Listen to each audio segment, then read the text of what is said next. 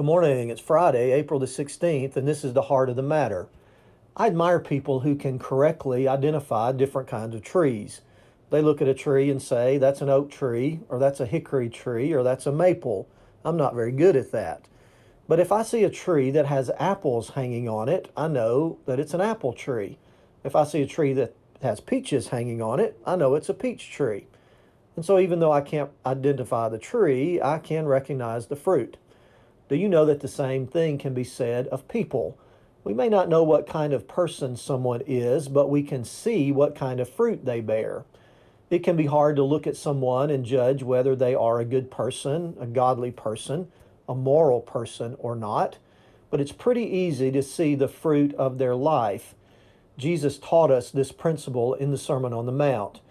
In Matthew 7, verse 20, he said, "By their fruit you will recognize them."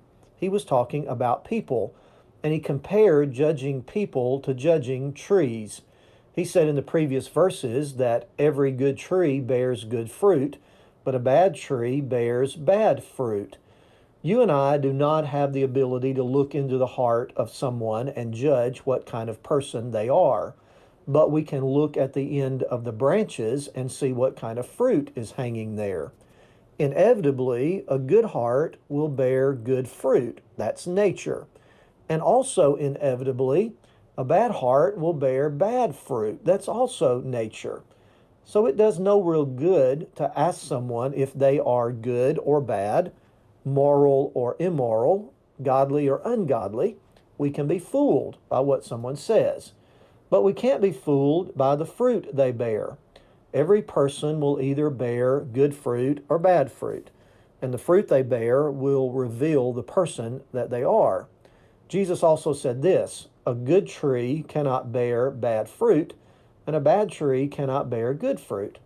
We can sometimes fool people about what our heart is like, what kind of person we really are, but eventually our life will bear fruit. Eventually, what is in our heart will show up in our life. And when that happens, it won't be what we say that matters, it will be the fruit that we bear. Once fruit-bearing time comes, all pretense and pretending is finished. We will either bear good fruit or bad fruit. And it is that fruit that accurately reveals who we are and what we are. So I want to challenge you today, what kind of fruit are you bearing? Not what are you saying about yourself and your heart and your spiritual condition, but rather what kind of fruit are you bearing? We will ultimately be judged not by what we say, but by what our fruit says. And that's the heart of the matter.